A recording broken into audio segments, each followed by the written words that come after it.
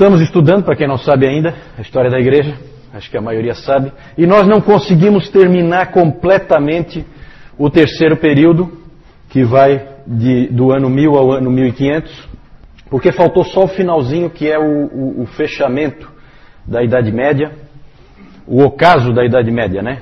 O declínio da Idade Média, o fim da Idade Média. Isso a gente não tratou. É bem rapidinho, é só para a gente dizer o que vai acontecer e por que o mundo vai mudar. Por que vai deixar de ser Idade Média, certo? Isso é interessante a gente falar, porque tem influência sim na chegada da Reforma. Deus usa até mesmo a cultura, o mundo secular ele usa para levar a sua igreja numa determinada direção. Isso nós vamos ver agora. Então, vamos tratar disso primeiro, depois a gente passa para a última parte, então, dos últimos 500 anos. Vamos falar do ocaso da Idade Média.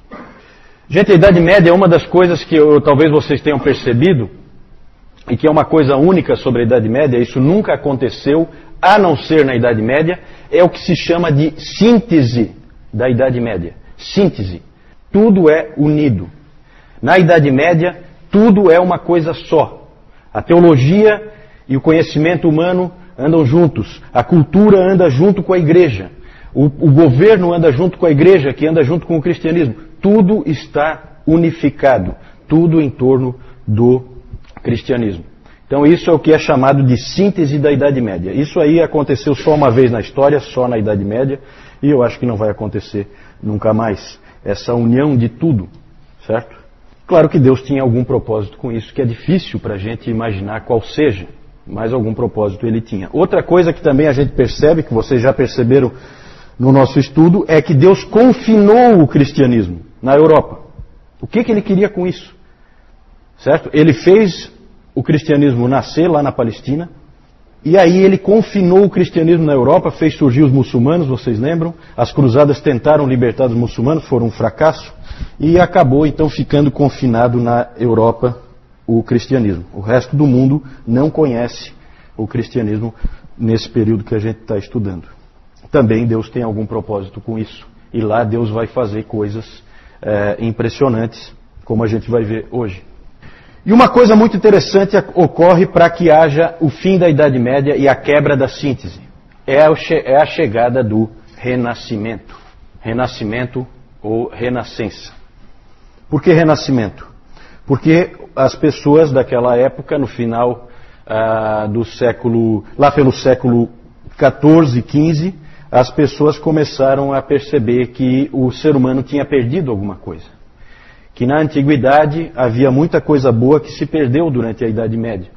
E que havia a necessidade de voltar àqueles tempos gloriosos, de pelo menos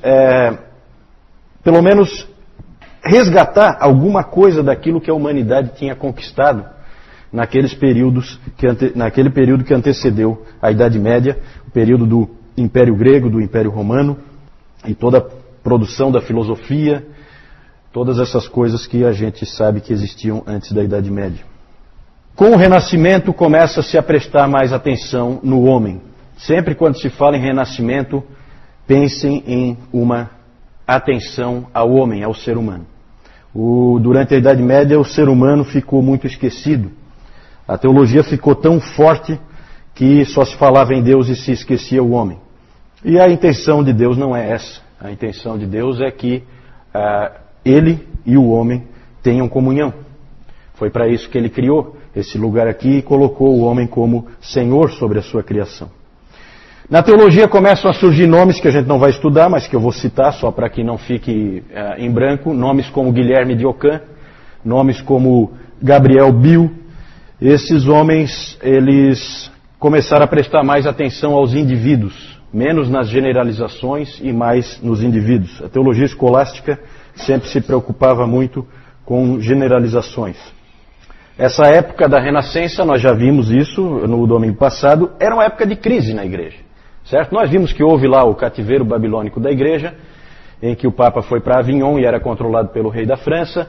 Nós vimos que chegou a ter 2 papas, nós vimos que chegou a ter 3 papas, nós vimos o baixo nível moral, teológico, o baixo nível em todos os sentidos do papado e de toda a estrutura da igreja. Então era um momento de igreja em crise, muitos absurdos acontecendo. se dizia que havia falha em reformar a cabeça e os membros. Então havia uma preocupação muito grande em reforma, porque a igreja estava totalmente destruída. É como uma casa caindo aos pedaços, que você vê que há necessidade de uma reforma, mas que às vezes está tão mal que você não sabe nem como fazer essa reforma. E era mais ou menos assim que a igreja estava. As pessoas sabiam que precisava de reforma na cabeça e nos membros, ou seja, no clero, na liderança e também nas pessoas que faziam parte da igreja. A vida diária era uma vida terrível. O século XIV é um século terrível. As pessoas viviam em meio a guerras, como a Guerra dos 100 Anos entre Inglaterra e França, viviam em meio à peste, né? É a era das pestes, que vocês já devem ter visto em filmes, as pessoas morrendo. Na peste negra morreu metade da população da Europa. E o Stephen Osment, ele disse o seguinte: como nunca antes, nem mesmo durante o colapso do Império Romano, o povo ocidental andava pelo vale da sombra da morte. É uma época de desespero, é uma época em que você não tem perspectiva nenhuma de vida, uma época realmente muito ruim, período terrível, e a vida não fazia nenhum sentido. E ali, nesse contexto, então, surgiu o Renascimento. Ele começou na Itália, no século XIV, se fortaleceu no século XV e foi para o norte, mais ao norte da Itália, no século XVI.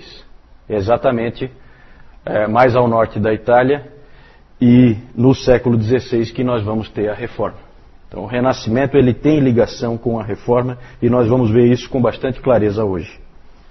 No movimento do Renascimento, então, aquela vontade de voltar a épocas mais gloriosas, a épocas em que houve uma preocupação maior com as pessoas, então surgiu esse slogan que eu coloquei aí, ad fontes.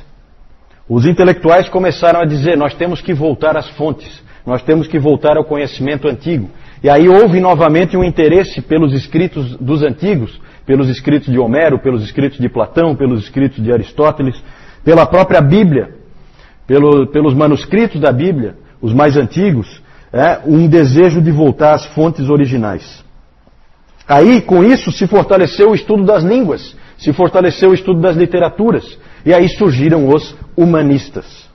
Depois nós vamos falar um pouquinho mais dos humanistas, certo? Humanistas, depois eu vou explicar melhor, não tem o mesmo sentido que tem para nós hoje, certo? Hoje para nós tem uma conotação negativa, não é esse sentido o que havia naquela época. Também passou a haver um interesse maior na retórica, na beleza da linguagem, de novo um interesse em escrever de uma maneira mais bonita, mais atraente, não aquela coisa morta do escolasticismo que nós vimos no domingo passado. E, claro que isso vai ter um impacto na teologia também, porque as pessoas começam a escrever diferente, e os reformadores escrevem diferente dos teólogos escolásticos. Mudam também as artes, muda a arquitetura, o homem volta a ter valor, então começam a surgir construções, né, Adriana? Começam a surgir nessa época construções com proporções humanas, então você começa a ver capelas com alturas mais adequadas ao ser humano, certo? Porque antes disso, na Idade Média, se fazia catedrais gigantescas em que o pé direito era absurdo, como dá para ver ainda hoje, para dar aquela ideia de que ali é um lugar em que Deus está, então é colocado bem lá em cima. Isso mudou, houve transformação nas artes, houve transformação na arquitetura. Depois eu vou mostrar alguns exemplos para vocês. O exemplo melhor para a gente fixar é a estátua de Davi do Michelangelo. Porque o que o Michelangelo fez quando ele fez aquela estátua de Davi? Ele fez um homem com uma cabeça e mãos desproporcionais. Claramente desproporcionais. Isso é proposital. Certo? Por quê? Porque ali há o quê? A valorização, novamente, do ser humano. No seu intelecto e na sua capacidade de produzir. Certo? Não pensemos, como algumas pessoas pensam, que os humanistas e que o renascentismo era anti-Deus. Ele não é anti-Deus. Ele é a favor do homem. Ele não é contra Deus. Certo? Algumas pessoas elas confundem o renascimento com o iluminismo. O iluminismo, esse sim, esse a gente pode dizer que foi um movimento contra Deus. O renascimento, não. Vamos ver aí algumas ilustrações. Na Idade Média, por causa do clima que as pessoas tinham, a arte era comumente era assim, ó. Muitos esqueletos, era comum ter a dança da morte, Por quê? Porque era a época da peste. Ali uma foice, né, para ceifar vidas. Então só pela arte você já tem uma ideia de qual era o clima dessa época, antes de vir o Renascimento. Com o Renascimento muda bastante. Tenho aí, eu não entendo de arte, mas a gente conhece, né, algumas obras renascentistas. Ali em cima então o Michelangelo, né, uma figura dele aí. Ali é o que eu falei no domingo passado, né, que o Michelangelo, quando pintou isso aqui na Capela Sistina, que é a pintura do julgamento final, o único livro que ele tinha com ele era os Sermões do Savonarola. Então se diz que essa pintura é uma pintura com influência de Savonarola. Ali é interessante, não dá para vocês verem aí, mas sempre tem esses fatos pitorescos, né? Aqui embaixo é São Bartolomeu, e ele está segurando a faca com a qual ele foi martirizado, e na outra mão, aqui no colo dele, ele está segurando a pele dele, que foi arrancada dele, e o Michelangelo colocou a cara dele na pele ali. Então os artistas faziam esse tipo de coisa, né? É interessante. Aqui então a estátua de Davi, eu tinha uma foto melhor, mas essa aqui é interessante. Ah, não deu para ver, né? Que pena. Aqui no cantinho, acabou meio coberto ali, aqui no cantinho tem a cabeça de uma pessoa. Só para vocês terem uma ideia da proporção. Aqui só aparece a cabeça dela, para vocês terem uma ideia da proporção. É enorme essa estátua, gigantesca. E vocês veem que a cabeça dele e as mãos são desproporcionais em relação ao corpo. Bem maiores, bem fora de proporção. Isso é proposital. Claro que quando se fala em Renascença não se pode nunca deixar de falar de Leonardo da Vinci. E aí vocês veem de novo a valorização do ser humano. O homem como é que é o nome desse homem aí, que é que me ajuda? Vitruviano. Obrigado. O homem vitruviano, exatamente. Porque ele usou nesse homem aqui, o Da Vinci, ele usou as proporções que o Vitrúvio tinha dito como as ideais do ser humano. Né? A Mona Lisa, que todo mundo conhece, o quadro da Última Ceia. Né? Nessa época, só para vocês terem uma ideia do impacto dessa época, com a Renascença começa-se a pintar as pessoas como elas são. Isso não acontecia antes. As pessoas passaram a ser retratadas. Então hoje quando a gente tem a fotografia em que a gente vê como uma pessoa era, a gente tem muito a dever para a Renascença, porque na Renascença surgiu essa ideia, não, vou pintar o indivíduo como ele realmente é. E aí ele fica ali e tal, o pintor vai e pinta como ele é. Então daqui para frente as figuras que a gente vê são como a pessoa era realmente. Diferente das figuras que a gente viu até agora, que eram mera imaginação. Né? Então é isso. O Renascimento é importante, nós vamos voltar um pouco nele, agora quando a gente vai falar da Reforma e da Igreja Moderna.